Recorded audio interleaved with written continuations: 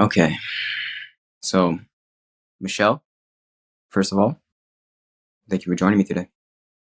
Thank you for having me. Of course. Well, yeah, getting this thing started, would you be able to give us a little bit about who you are and what you do exactly? Yeah, always an interesting question. So, my name is Michelle Argyris, and I am a breathwork somatic integration coach, if you want to call it that, a women's embodiment mentor, an energetic, fairy running around planet Earth, just doing things and sprinkling, safety and creating beautiful spaces for people to feel seen and be able to express themselves authentically. So whatever you want to call that. Spreading the magic, Yeah, spreading the fairy magic. dust. Yeah, a little bit here and there. I Yeah. feel you. So, where does this all come from for you to get on this wavelength, to want to spread the magic? Like, how did you get started? Yeah, I feel like inherently when we're kids, we are attached to that magic. And that's something we all knew automatically coming out of the womb. And I Mm, think as we got older or as we get older, we start to forget that soul essence of who we actually are. And I think it's our job to keep doing things to help us remember that source that we are inside of ourselves. And so I feel like it's always been in me. And some people like to call it woo woo. I like to call it magic. And it's just trusting in the unseen, trusting in a mm, felt sense versus a thought sense. yeah. And I've always leaned into that side of me. And at the same time was a hardcore business entrepreneur and actor. So it's like I kind of bridged both the woo with the business, call it a biz woo. And also always had a really strong love for connecting people.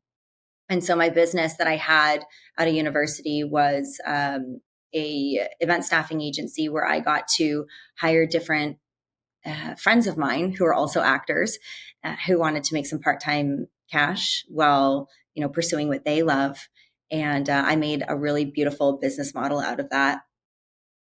And then, I was acting for so many years until there was a day I didn't want to anymore. I felt like my body was no longer connected to my heart. Like my mind and my heart were no longer in coherence. And I started to get really depressed, which was hard because on the outside, everything looked really good.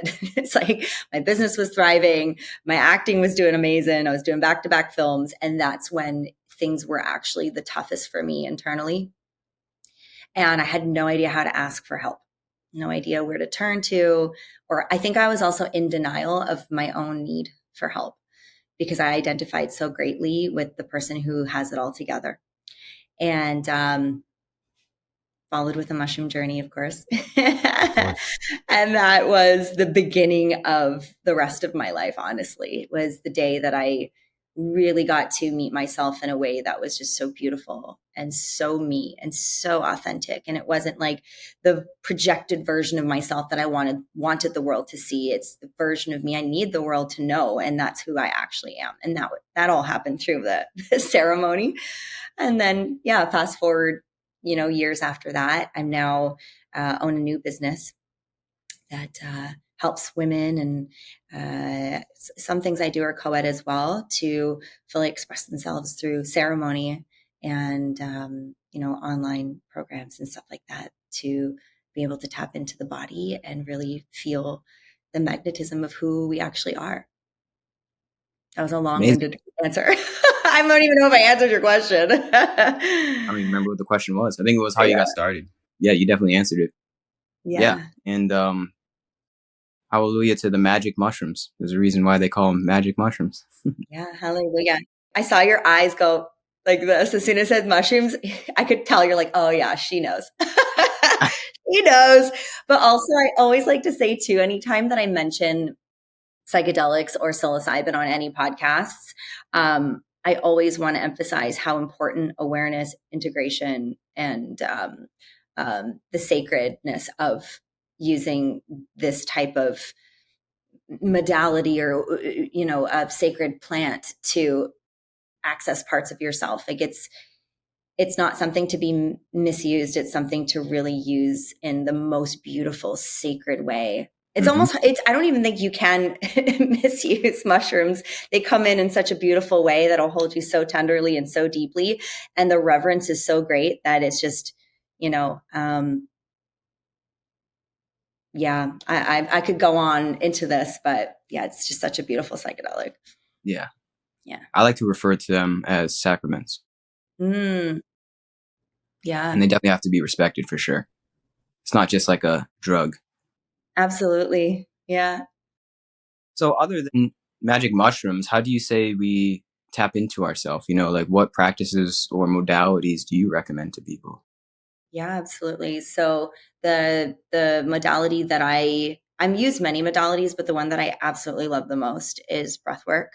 Yeah. So I've been doing trauma informed breath work for many years now, and I have brought them into addiction and trauma centers. So I work specifically with people who are trying to get off of drugs or who have eating disorders or who have different mental illnesses, and being able to actually tap yourself out of the conscious mind and allow the intelligence and the wisdom of your embodied intelligence come through is the most healing, because you're actually getting to the root of why it is that we reach for different substances, or why we're so in control of everything and not wanting to surrender. So actually being able to identify what that is, which you can't with this. Hmm.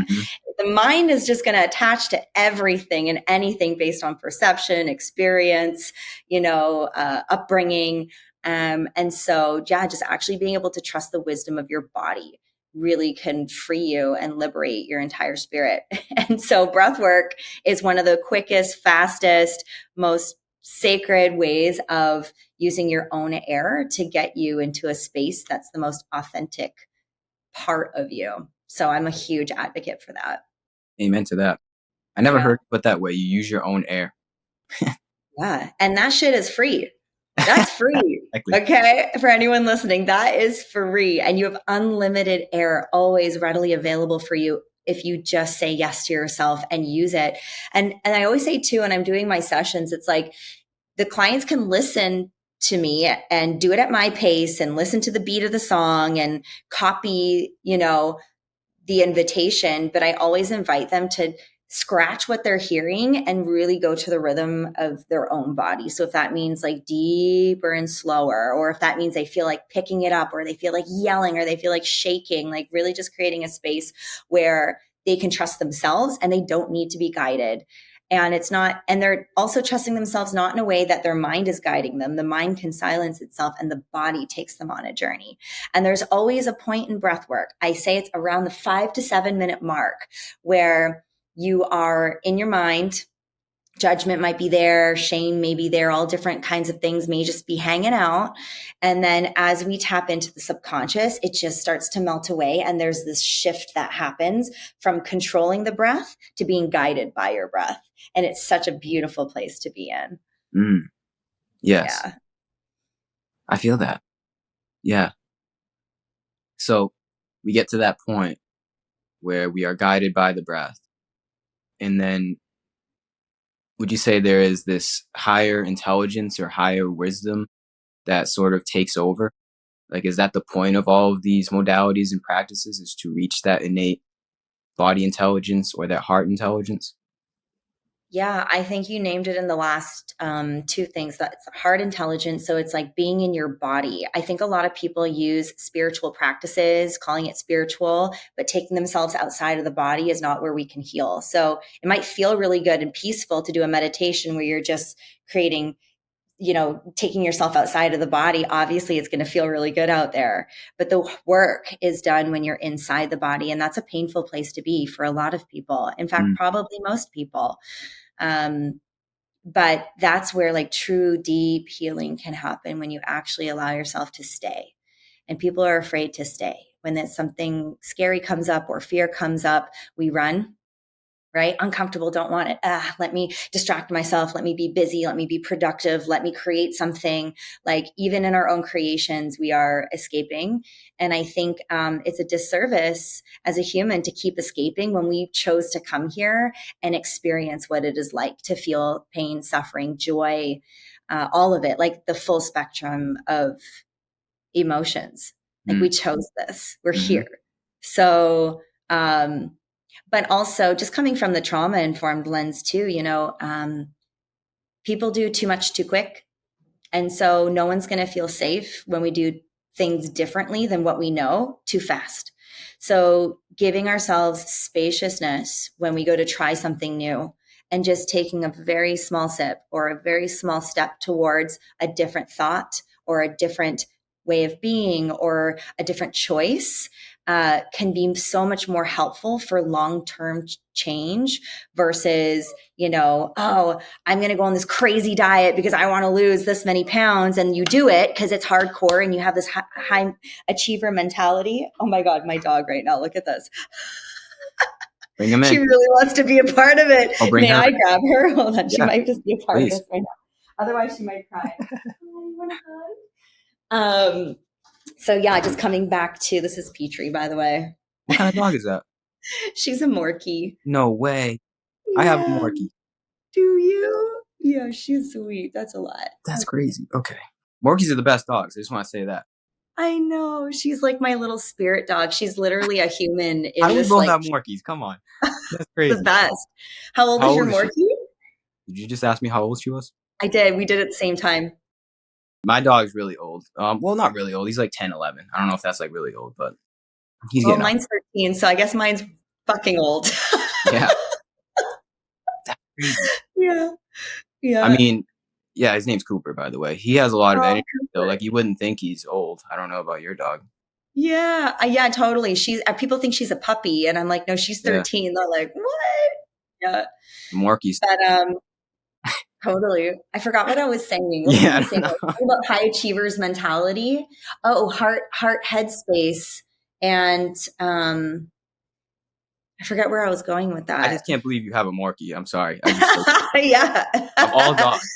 She's giving me kisses right now. She just wanted to be a part of, she just wants to be on my lap, be a part of the process, whatever it is that we're doing. Yeah. Dogs are divine. Yeah. Yeah, they really are.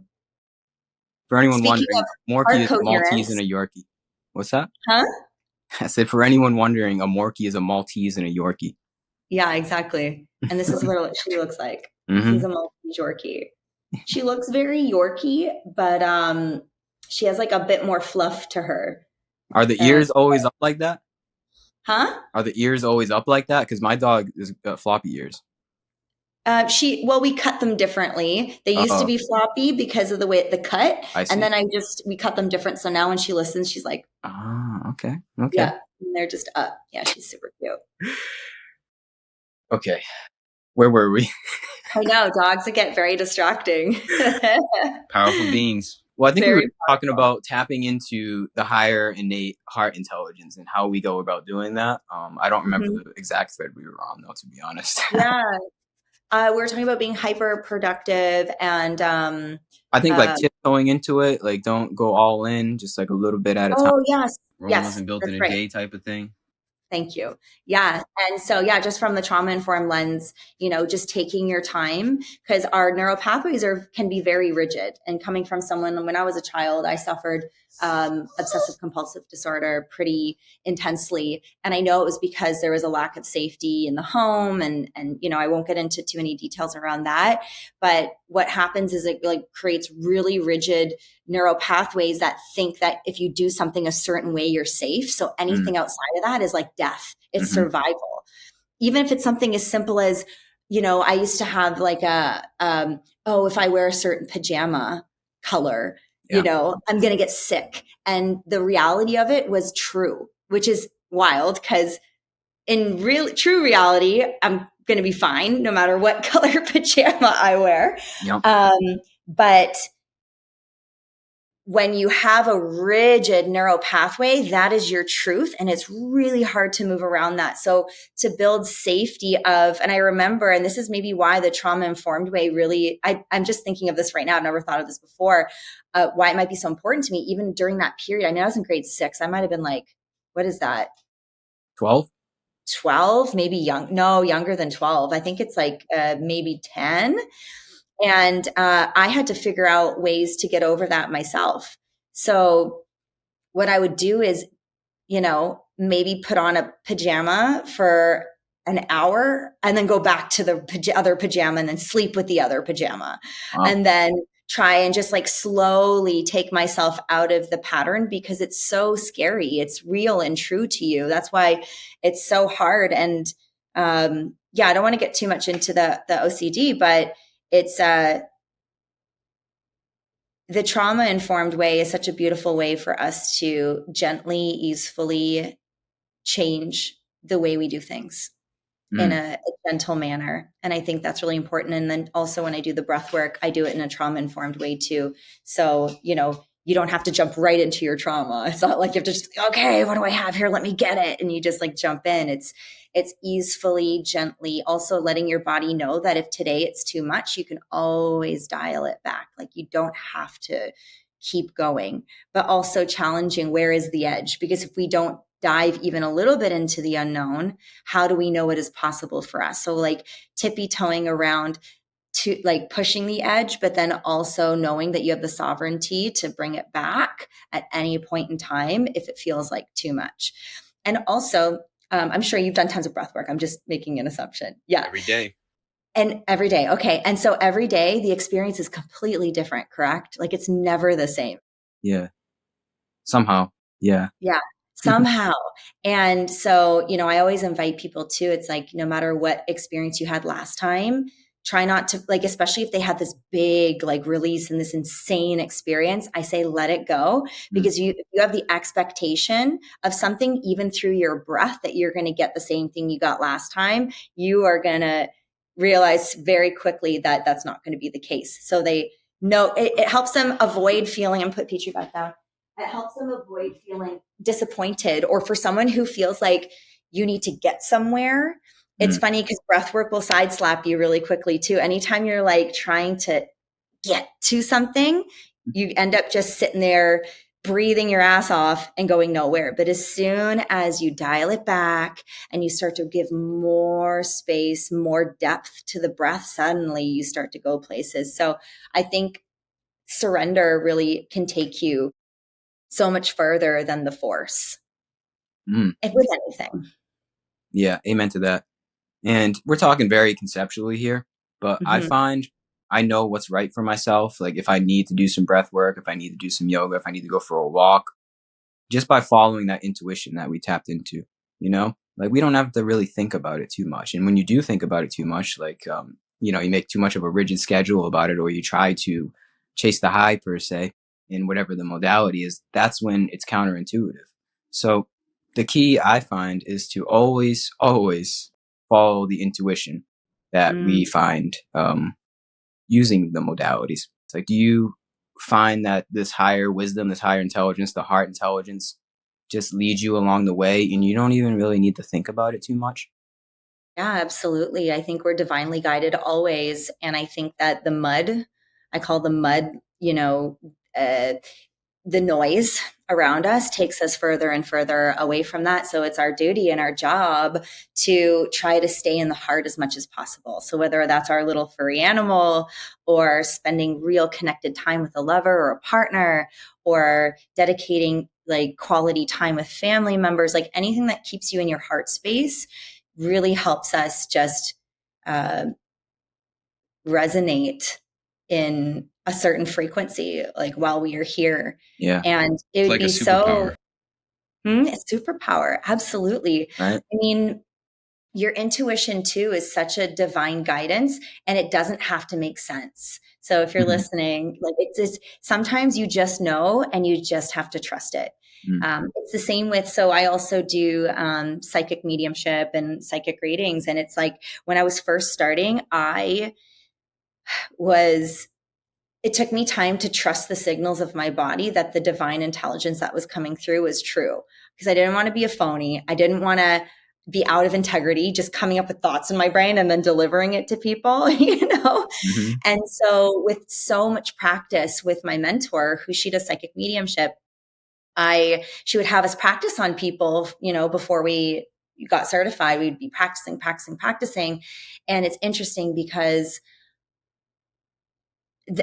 there's a part of me that, especially when you're dealing with spirits who have passed, like, you want to make sure you're in full integrity if you're delivering information to someone who is here. That's, you know, something that's dear to the people who are coming and asking for that. So my mentor said to us, make sure that you never withhold information that's coming through. And sometimes the information's not pleasant. And sometimes you'll get names or you'll get numbers. And she says it's your job to just channel it and say it.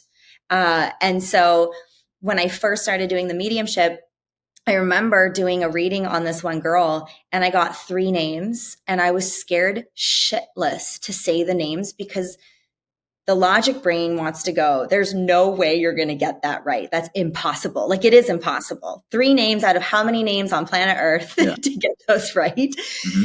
And I remember hearing my mentor going, make sure that you give all of the information. So I did. And it turned out when I did the reading that it was her brother, her cousin, and her dad. That's great. All 3 people. Yeah. And they were specific names. And so the point of me bringing that up is that took trust in my own body signals to validate that the information coming through is true. So for me, it was huge because I'm like, wow, how often do I walk around my life feeling these signals and getting intuitive information that comes through? And when do I lean in and when am I not leaning in? And can I trust my body that my body's giving me information? So I think this is actually a really incredible tool for people to walk away with, learning how to trust your body signals so that you know it's actually coming through. Like, that's the point of me even bringing up any of the psychic mediumship stuff. It was so much more than just reading spirits. And I think you said it's trust, or maybe faith. Faith in something greater than rationale and logic. That's what we come to find. Yeah. It's very subtle, right? They're very subtle signals, but very powerful at the same time. Yeah. They're like little whispers. Subtle whispers of intuition. That's what Yogananda calls it. Mm-hmm. And you can't hear the whispers when there's a lot of noise. Exactly. Yeah. Yeah. But it's our job to silence the noise as best as we can. Mm-hmm. And as safely as we can too. Otherwise, we're not going to silence it. If we don't feel safe, we won't be able to silence the anxiety, silence the compulsive thoughts, the hyper rational, the victim mentality we sometimes have. Like, that's hard to silence. So you have to find safety in the body in order to build more space and resonance. And I think being able to live in that frequency is such a gift to the world and to ourselves and to each other. So it's work. It's work. Mm-hmm. And it's our birthright. Yeah. And I believe we're all endowed with that. If you're a human being, you have what we're talking about now. Like, we're not special. Everybody has this. That's the beauty of it. Yep. Right? And it's so simple. Amen. Yeah. Psychics and even mediums, like, that's not a special skill. It's people who put in work to be able to trust, and it takes time, but it's not, everybody is capable of tapping into their intuitive lens and trust the signals of their body, period. Yeah. I think we're all psychics, right? Oh yeah, certainly. There's more than the 6 senses that we have, or what do we say, 5? There's like, I forget what the number is. There's like 13, even more if we keep going. It depends how many D's we want to get into. It just keeps opening. It keeps opening. Yeah. So, yeah. That's the beauty of it, though, is the more you expand upon who or what you are, the more the expansion happens, it like builds upon itself. It's exponential. The more you find, the more you find. Yeah. And then the more you find, the less you know. Yeah, exactly. That's the irony.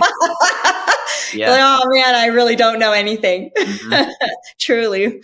That's a huge part of the journey, right? The journey Yeah. is a huge humbling that comes along with it. Is that truly we're in some sort of grand design, or in some kind of sort of grand simulation, right? The truth is way stranger than fiction, that's for sure.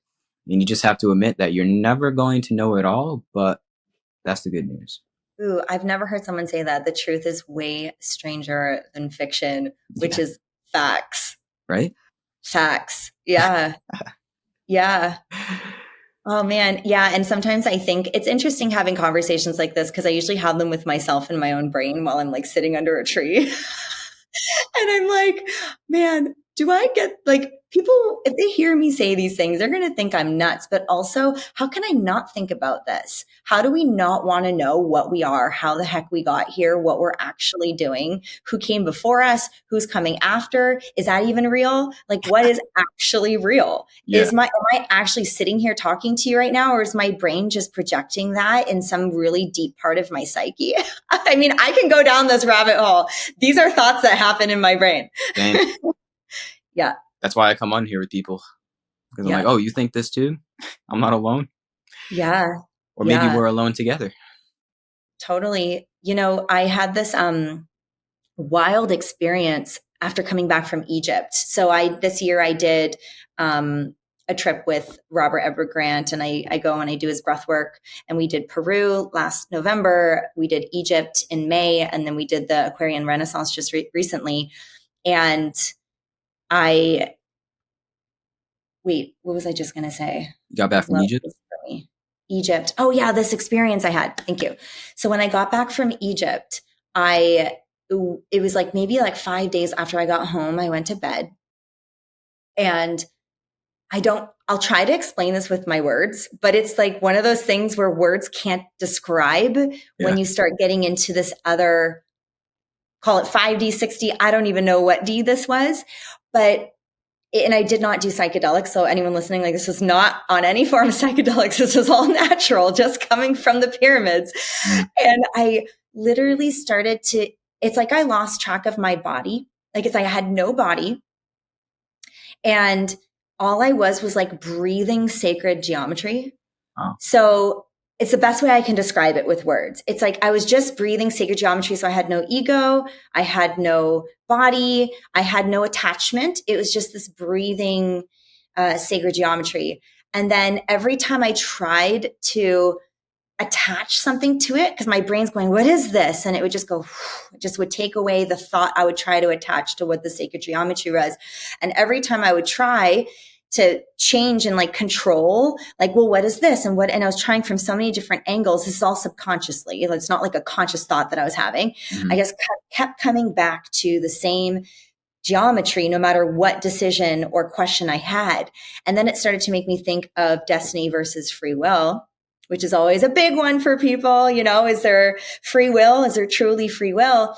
And what I received from this, and this is always open ended because my brain is always shifting and changing and morphing its mind Yeah. with every time I come up with something. It's never like the final, it's always changing into something else.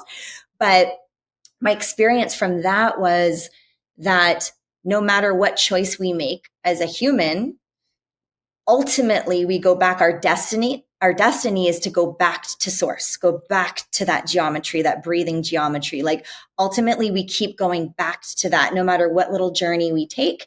And in the journey, you can make choices that change different paths along the way, but then we die and we go back to this beautiful, just sacred geometry that just keeps breathing. And so that was freaking wild. And it's interesting because like when I was in Egypt, when we were in the pyramids, everyone's like, oh my God, I'm getting downloads. I'm getting coding. I'm getting all this stuff. I got nothing. Oh, And I was supporting Robert in it too, you know? And he's like, yeah, Michelle, what's coming through for you? I'm like, guys, to be honest, not much, but I'm really enjoying how much stuff is coming through for all of you, you know? And I was also facilitating. So there's a yeah. part of me that wanted to take care of people and lessen my surrender to experience it in a different way. I think that played into it too. But man, did I get some wild, wild downloads after the trip when I had the spaciousness to integrate it. Yeah. we were also moving so quickly from one pyramid to the next pyramid. And I'm someone who needs to take, like I said, even that trauma informed lens, a little bit of time and integration for each thing so I can really sit with it. And so, because things were very quick, I felt like I needed nobody around me, and I needed just like literal space for it to come through and to code through my body and get those signals. So yeah. Have you been to Egypt? No, I'd like to Oh, though. oh yeah. Yeah. It's so beautiful. It is just, it's so wild. And just to think like where those pyramids came from and how long they've been there, and the fact that we just don't know. Oh, that's part of the mystery, right? It's hidden in plain sight. And then you have people that have the audacity to try to explain it with, like, I don't know, they used ramps, and it's like, no, dude. I mean, I haven't seen it in person. I imagine like when you see the pyramid in person, is it like, let me ask you that.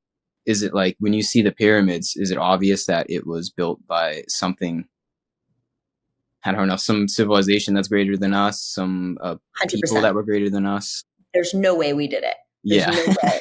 Like the density of the pyramids, like even just like what it's made of and how it could possibly have been made and withstand time, like how much time the pyramid has withstood. I think that's the proper way to say it. Has withstood is not something that our humanity right now could have created. That's my belief. And I'm sure the people will think differently. Yeah. We have brains and electricity, and I still don't think you could build it. People think that desert people, you know, thousands of years ago built it with ramps.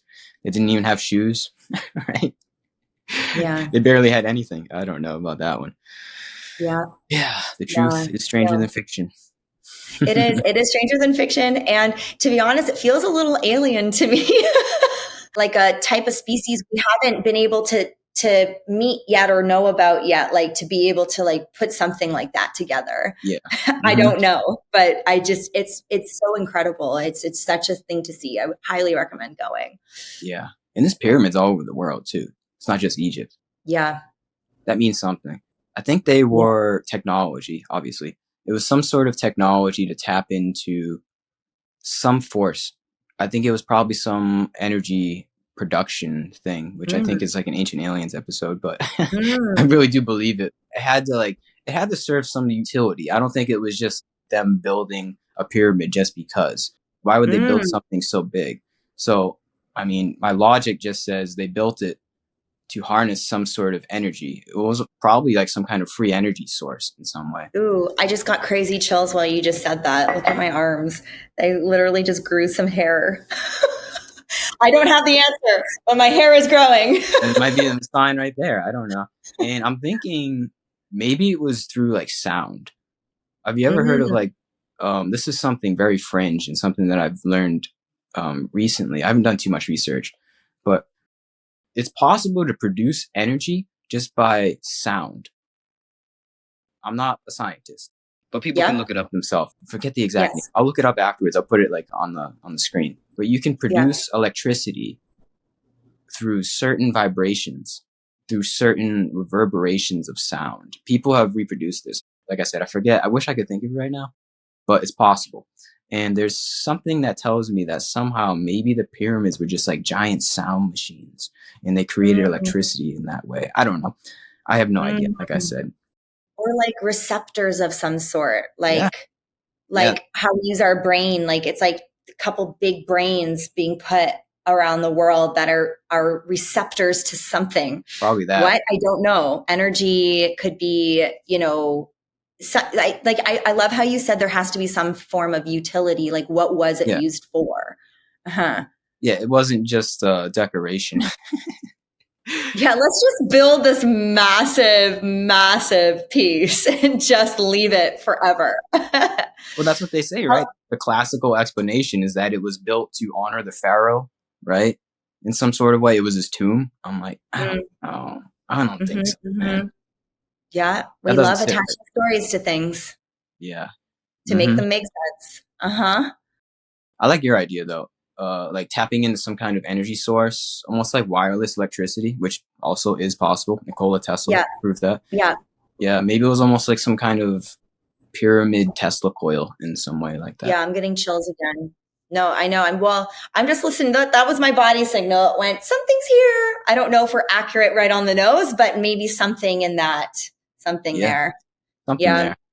Well, at Yeah. least from, our ponderings, our deep inquisitive minds are able to entertain ideas like that. Because if not, if you're trapped in the popular paradigm of the world of materialism, people will just automatically shoo that away, shoo all these far out ideas away. And then you can't even explore the possibility of those things, That's fear. Classical archaeologists they would just laugh at you for suggesting the pyramids were some kind of energy source or power plant, something like that. But the first step to finding out if they are or not is at least entertaining the idea that it could be. Yeah, I'm not saying Mm-hmm. they are, but I'm also not saying they're not either. Open Yeah. mind. It's just being open minded, essentially. Yeah. Yeah. I love that. I think an open mind for anyone, for everything, changes the lens in which you live your life. Totally. It 100%. just opens up so many possibilities, and it softens the rigidity of one way of doing things or being right, which is another huge Oh, thing of that kills relationships and kills our, our spirituality or our religions. It's just like people needing to have the right way of doing something. And the more right we try to be, the more wrong we are. yeah. It's like there's everything's pretty neutral, I think, in my experience. I mean, there are certain things that are wrong, based on attachments to it, obviously.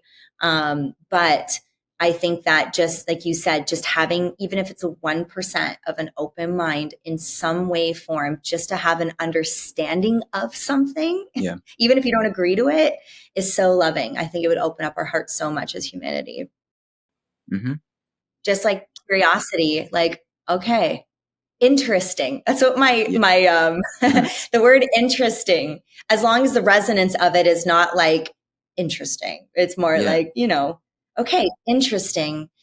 That just opens up space in our own body and space for the person that we may have held judgment for whatever it is that they might have just thrown down that doesn't resonate, or it's not something we know, or it's something different. It just gives space to lean in and just learn.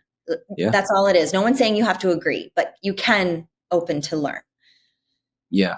Well, that's the thing, too, because when we do tap into the higher wisdom within, you can see that everything is a learning experience for you in one way or the other. At least that's how I see it.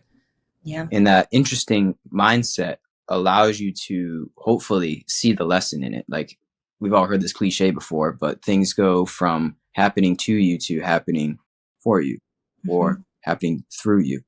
So Mm-hmm. that's the lens to see life in, to really live the life of your dreams, be the creator, to really flourish, to go from suffering to happiness, is to see that it really is all for you.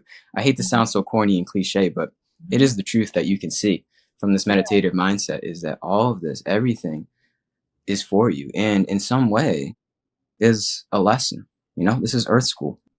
I love Earth School. Yeah.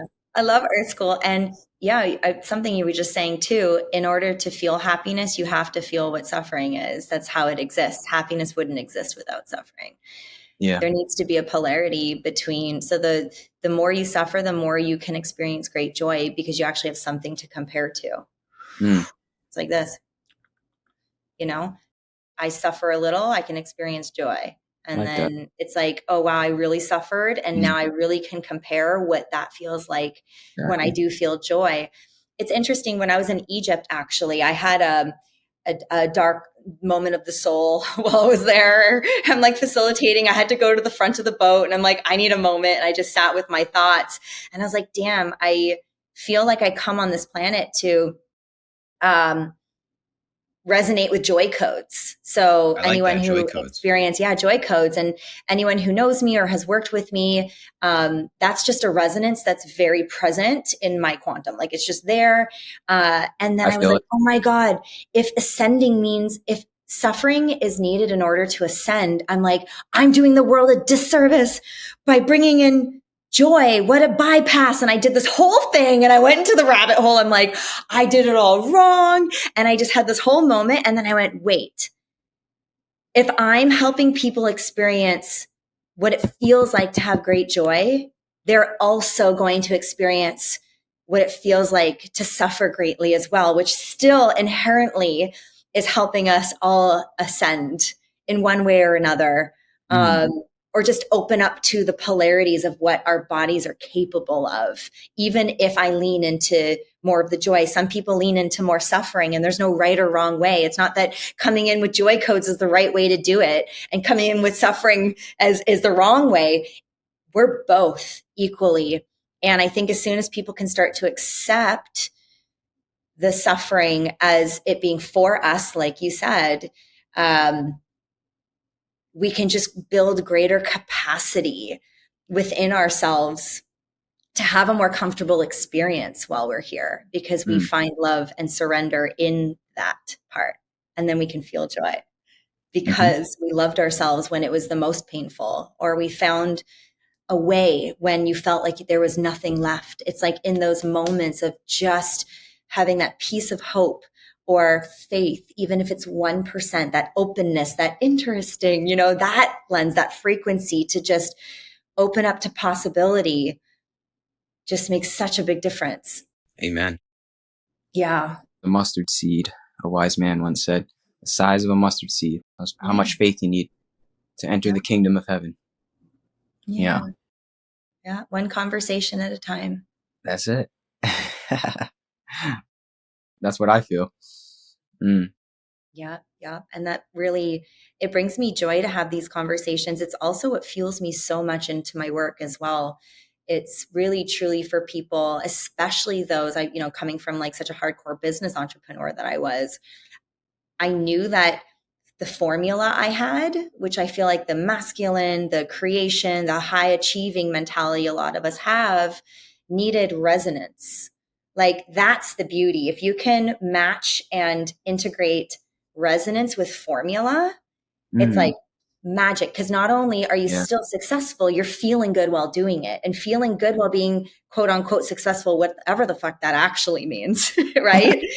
is is the goal, is to feel good while we're doing what we love and helping people with deep impact and deep meaning.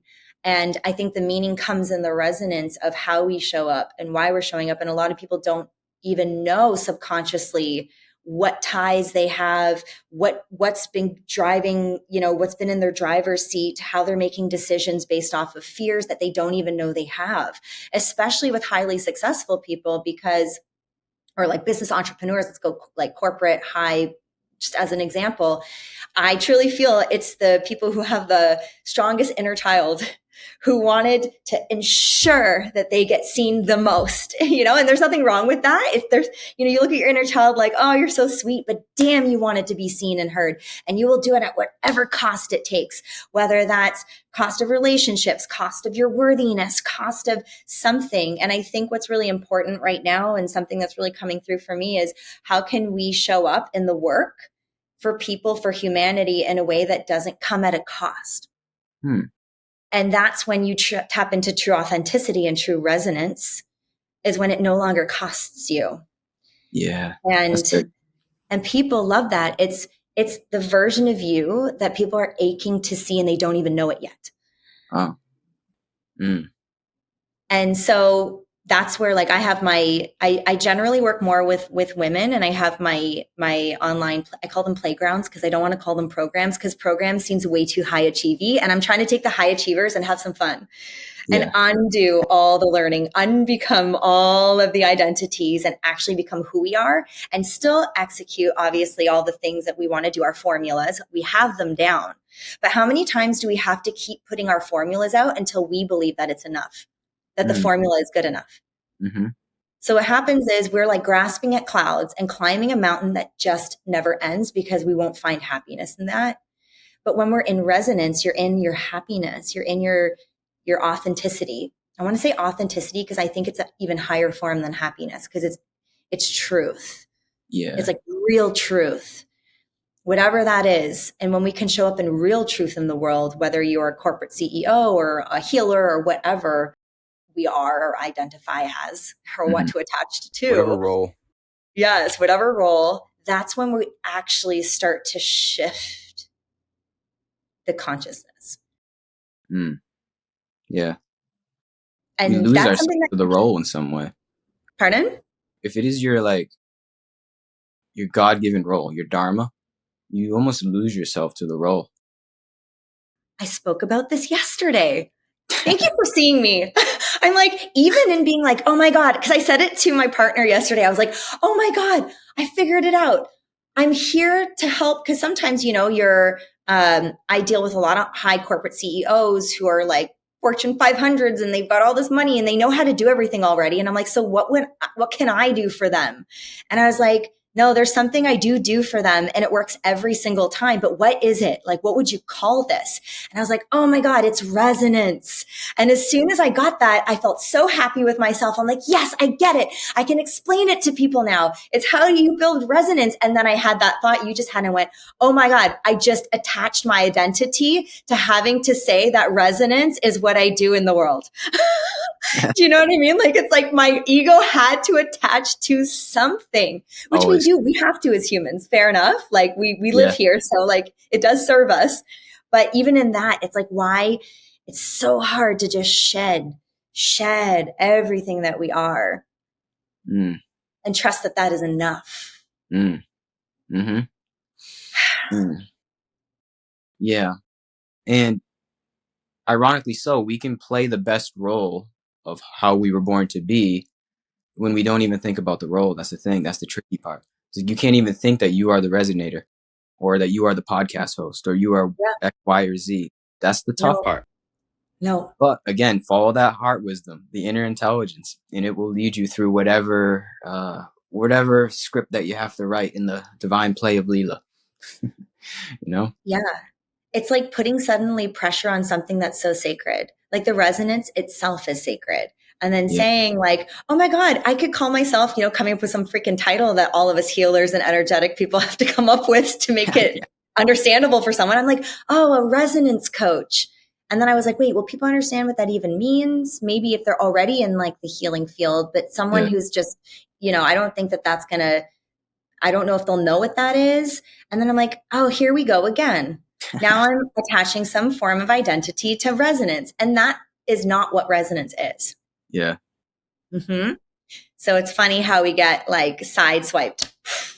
I love when my ego gets a punch. It's like, oh, damn it. And then the ego tries to come in and get it. Oh, fuck. Okay. Yeah. It's a Yeah. love-hate relationship. Yeah. With the ego. That's the thing is the ego doesn't disappear.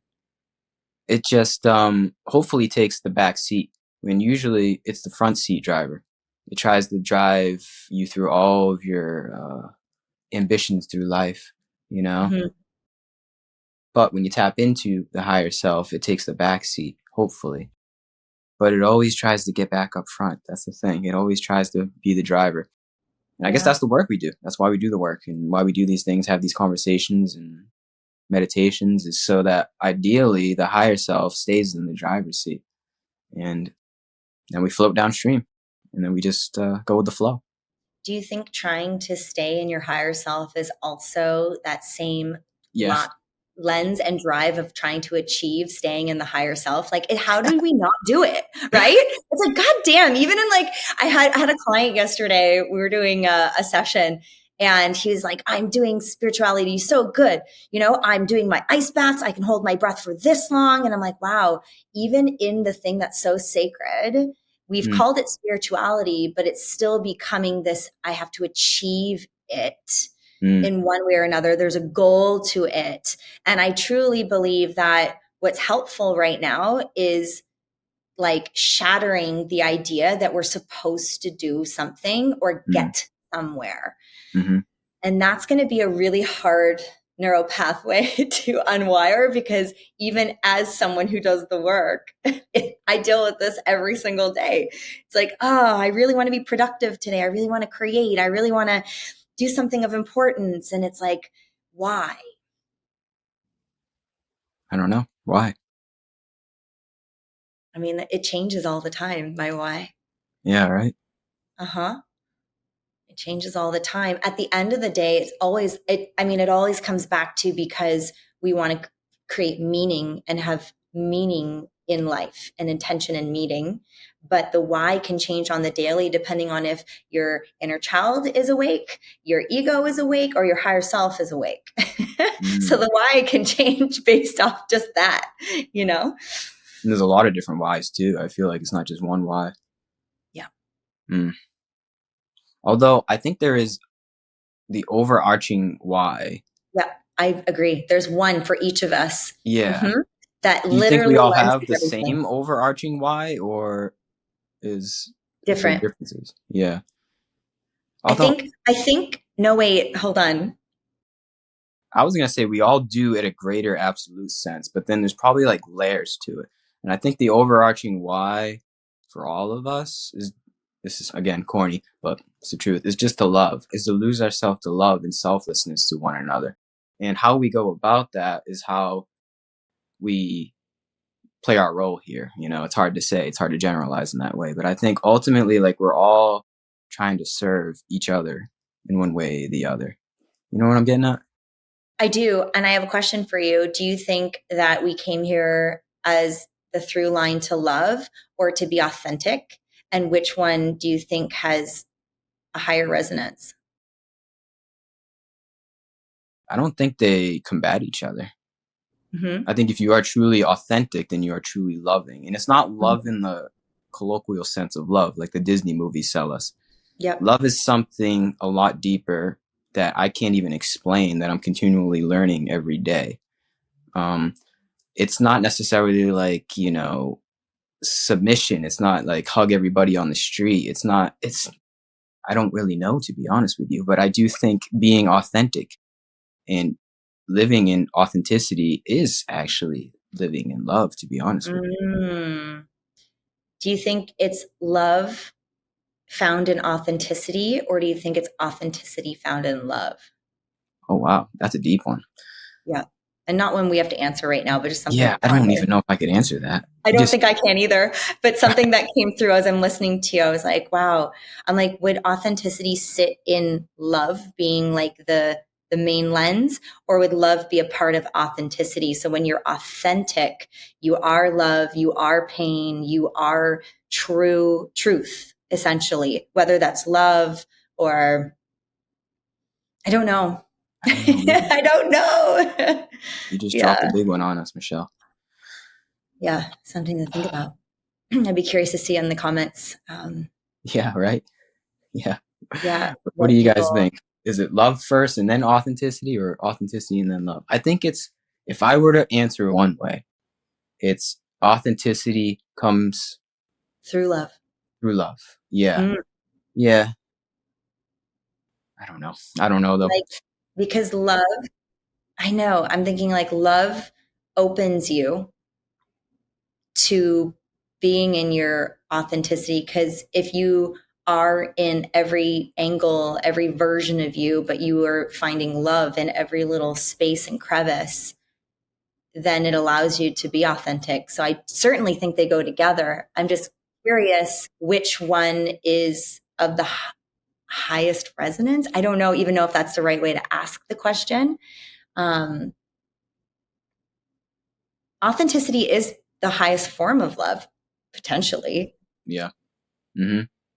Think about the people that we love in terms of like icons, or, you know, celebrities, people we see on the internet, popular people. I think we love them because they are authentic. Or even just people in our life, right? Like, we love people that are just them. Even if being them is a little like not classically loving, even if they might even be a little bit of a jerk, a little harsh, you know, a Mm-hmm. little rigid, we still love them. There's something that like transcends the appearance that they may play, you know, the role that they may play. But we love them because it's authentic, right? Yeah. So they definitely go hand in hand. But Yeah. it's like, how do you can't fake being authentic. That's the thing. That's a practice in itself, authenticity. I think that's what we're all like yearning for, is to be authentic, is to be real. We're Mm-hmm. looking for it on the outside and the inside. But the Mm-hmm. more you look for it, the more you're not authentic. It's Yeah. this weird play.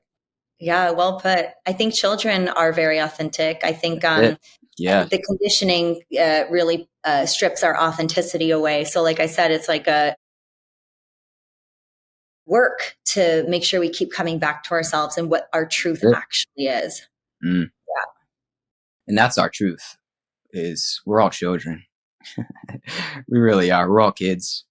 We all were kids at one point, and it's just coming Yeah, back to that essence, and not in a childish way, in a childlike way, yeah, right? yeah, That's what I feel authentic people are in some way. They are tapped into that pureness, that sort of innocence of the child. yeah, Not in a naive way, like I said before, not naive, but playful and free in that way. Children are very free, right? They're just going from one thing to the other. They're not thinking about it. There's no competition really. They're yeah, free and loving. So yeah, yeah, unless you become like children, then you'll never enter the kingdom of heaven. A wise man yeah. once said again. Yeah, totally. And also coming back to that idea of just being open, even if it's 1%, like children are so open. Yeah. We come in like this, like just ready. Yeah. Like, what do we got? You know, What do we got um, today? what do we got? Let's play. Let's go. What is this? You know, Yeah. smell, taste, all these things for the first time. It's in pure presence too. Yeah. Children. I would say this is just coming off of the top of my head now. I would say that is how we tap into authenticity is to just be open to Mm-hmm. whatever your day yields. Just be Mm-hmm. open without trying to control it too much. I think the Mm-hmm. most authentic we can be is to just be like, okay, surrender to the day. Whatever happens today happens. Let's see. When you try to control it, that's when you lose the authenticity. Yep. Yep. Yep. And the control comes in when we feel scared, and we feel scared in so many different ways. It's so subconscious. So it's Oh hard yeah. to know each time why, you know, like even this morning I woke up, I had crazy anxiety. And I'm like, why am I waking up with anxiety? I haven't even started my day yet. Like, what could possibly be going wrong? You know, plus I'm a woman, so we have hormones and a whole bunch of other things too. So our bodies work in different cycles and things like that. But, you know, it's, fear comes from such a deep seated, it could have been something I dreamt about. It could be something that's just so deep Yeah. inside of me that my conscious brain hasn't caught up with. Mm-hmm. That's like living inside, that's wanting to be expressed. And haven't given enough awareness to that part of me to be able to know, like, what is it that you need? And Mm. so that's where like somatic work too. I love doing somatic work with my clients as well, because especially I notice with my male clients, they're really good at describing where they feel things in their body physically. And then Mm. as soon as I ask, what is the emotion attached to this part? Like Yeah. what's there? And this is not for everyone. Everyone's different. Like men, women, it's all different. But I do notice that men are really good at identifying physical parts and like noticing where they are. And as soon as we get into how does that part feel, the part starts to run. We're like following, we're trying to get in there. So that was my experience with one of my recent clients. And I'm trying to remember why I just brought this up too. Oh, you're talking about being open, Being surrender to the open. day. Yeah. Yeah. And how incredible somatic work is, because you can Oh yeah. actually start to just identify in your body right. Cause I was saying about my anxiety. So, you know, when I do somatics on myself, it's beautiful. I like to actually have someone do it for me, because when you're by yourself, for some reason, it's just not the same. But when someone can guide you and ask you questions that you might not have thought of, you can like give it more space and just really sit with that and be like, ooh, yeah, it's shifting, it's changing. This like hard rock in my heart is starting to like bleed a little bit. And it's feeling like, oh wow, like she's crying. I'm like, and then they ask me, what are you crying for? I don't know yet. It's just, you can really get into parts of the body that the conscious mind doesn't quite understand. Mm-hmm. So that's where I'm a huge advocate for somatic work as well, which Oh yeah. leads into breath work and all of that. Yeah. Yeah. Amen to that. Yeah. Yeah. I mean, our whole body is the system, and if you're not taking care of the system's not going to run right, essentially. So that's another thing that I would like to echo too, and I'm surprised it took us so long to bring it up, is you got to take care of your body. You have to be healthy. That's like step one, honestly. Take care of your body Yeah. because it holds messages. It does. And it holds energy. It holds the fear in some sort of Yeah. way. It's not all up here. That's the thing. Yeah. And I guess since we're saying take care of the body, for anyone who's listening, like what I can say what that would look like for me, like what would that look like for you? What would taking care of the body look like in an actionable Yeah. way so that Yeah. people So step one, don't eat shit. Don't eat shitty food. You have to have some basis of eating real food, a good diet, right? You don't have to be a health freak, but don't eat McDonald's, Burger King, Taco Bell. Maybe occasionally, maybe. I don't. But at least have some kind of foundation and basis of health. That's step one. Step mm-hmm. two is regular exercise. We're all different in that regard. I like yoga. I like lifting weights. I like just like hiking. Just Mm-hmm. be active in some sort of way. Also, you don't have to be a health freak in that manner. Just be active for maybe, I don't know, 20, 30 minutes a day, something like that. We're not meant to be stagnant. So it's really that simple, actually. I would say healthy diet and regular exercise, and that'll go very far. And then you can, get into somatics. I've done somatic body work with other people, massages and things like that. That is Mm-hmm. also helpful. But if it's just a solo journey, diet, exercise, and that'll go a long, long way for sure. Yeah. You say the Yeah. same? Yeah, when you said massage, I'm like, I literally, that's like in my budget. I ensure that I get body work done at least once a month, like a proper session, Mm, because it helps me with everything, the way I speak, the way I exercise, the way I can relate to people. Like it just moves energy in my body where my muscles tend to get really tensed up and hold a lot of energy. So for me, it's like a non-negotiable. yeah. Um, as well, like there are energetic practices too that we can implement in addition to good exercise and food. Also want to name good water. Like our bodies are mostly made up of water. So if you're drinking shit water, it's really going to impact your life. Now, what And do you so mean by shit finding water? like just drinking out of the tap here in LA. Oh, yeah. Don't drink tap Like water. you don't do that. Yeah. No, but like, so I have like an aqua true here. So I just, it's the best I can do here with where I am. I'm sure there are much better sources in different areas or going. Sometimes I'll drive out and get like fresh spring waters and bring it Mm, back. Like those things make a mm-hmm. huge difference. And then energetic practices I could recommend would be as easy as saging your home and just clearing up energy. I work in a lot of trauma centers, so I'm dealing with a lot of heavy, heavy energy and heavy stories. And so just coming home and making sure I like just energetically cleanse my own self, before walking in my home. So I'll sage my home, or I love doing salt baths. So salts are so good to pull energy as well and to clean and clear. So I put roses with little Mm-hmm. rose petals in a salt bath. And I do this several times a week. And to just add intentionality in there, every time I do an intention with each rose petal that I'm like putting into the bath so I can soak in it. So soaking into like peace, if I'm calling that in, or soaking into surrender or reverence or whatever it is that I'm really wanting to soak into, has been a really beautiful practice. Rose also has the highest frequency of any flower. Just for Really? anyone who doesn't know that. Yeah, it's so beautiful. And gosh, I could like throw down so many more different like energetic hygiene practices, but I also want to name this as well. doing something 100% is always too much. Hmm. So what do you mean? So, and the reason I say that is having grace in your body and your nervous system will go so much further than doing the practice right. Okay. Mm.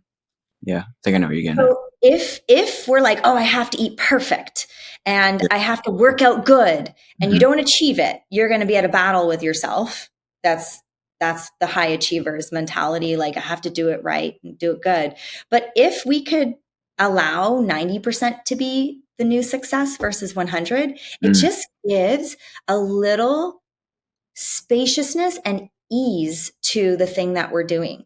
So, Yeah. for example, if I said, I'm going to do I'm going to dance every Tuesday and Friday, non-negotiable, non-negotiable. But I wake up and I have my period and my whole body just really wants to nurture itself. But I said I have to do something, so I'm going to show up. Like that energy, that resonance of pushing and forcing, I think pulls us away from a really regulated nervous system. And as someone whose job is to help people regulate their nervous systems, I always caution these goals that we set for ourselves and the way we think things need to be, or like anytime it's 100, it's at a cost of something. Yeah, I like that. Yeah. So it's set goals, but be okay if it doesn't quite work out. Just a little grace with the A little goal. bit of grace goes a long way. Yeah, totally. Yeah, I like that. it'll last longer. Yeah. Yeah. And that's touching upon almost the point that we talked about in the beginning about free will and predetermination. Uh-huh. It's kind of like a blend here. It's like we have enough free will to set goals, but be okay with sometimes stuff not exactly going according to plan at the same time. The same full circle with formula. So we have a formula. Okay, good diet, good this. We're going to take rose baths. We're going to do all these things, but resonance. So if the resonance is I have to, or else, even if it's spiritual, it's still in that high achievers mindset, in that like forceful energy. But in resonance, if I wake up and I'm like, ooh, my body is feeling a certain way, and coming back to intuition, which we talked about being so important. It's like, oh, today I thought I was going to the gym, but my body's actually telling me, if I were to listen to it right now, is to rest. And so I'm going to do that. That's that little piece. Formula plus resonance. Put them together. That's good. Yeah. And it all comes from the stillness. It all comes from being still and knowing. Truly. That's good. Yeah. And intention. Well, hey, whatever you're doing, Michelle, keep doing it. Because I feel the resonance off of you. I feel the energy through the phone, through time and space. That's the beauty of having these conversations, is I can feel somebody's energy and I'm not in the same room, Yeah. We're miles and miles away from each other, but I feel your energy. And that's the magic of this energy, right? Of the resonance, is that it's non-local. It's non-linear. Yeah. That's part of the magic. Yeah, it is. It's so beautiful. And people always shy away from wanting to do things online. And I'm always encourage it, because I have like 20 ladies in a playground all together.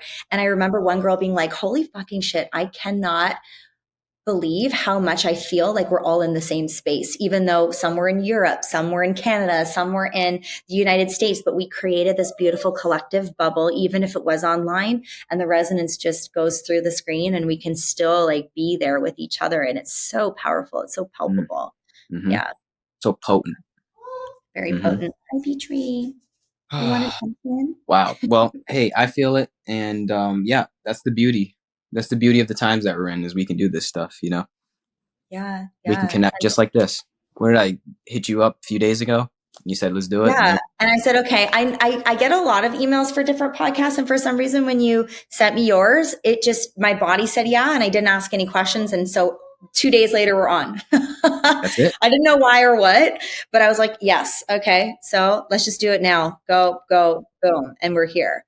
Yeah. That's it. And we're here. Yeah.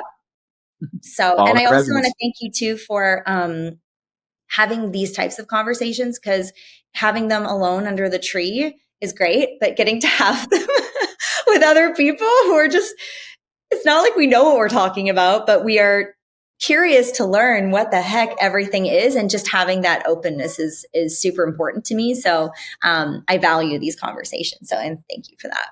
Right back at you. Yeah. I value it so much eternally for you coming on here. This was awesome. You're an awesome person. Yeah, I think we can start to wrap it up on that note. And I don't have anything else to say, but do you have anything else that you want to leave us on?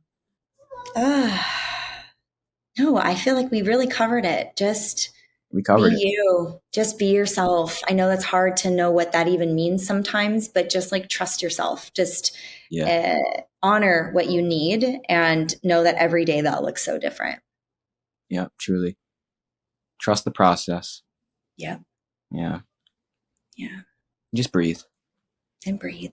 Breathe. Don't think about it too much. Maybe we can all do that right now. Just take a big deep breath all the way in. and all the way out. The power of the breath right there. Well, I love yeah, Michelle, this was amazing. You're an amazing person. I thank you so much for coming on here. Keep up the good work. Thank I you. wish you all the best. Yeah. Thank you so much. Seriously. All right. We'll see you around. Peace and love. Bye.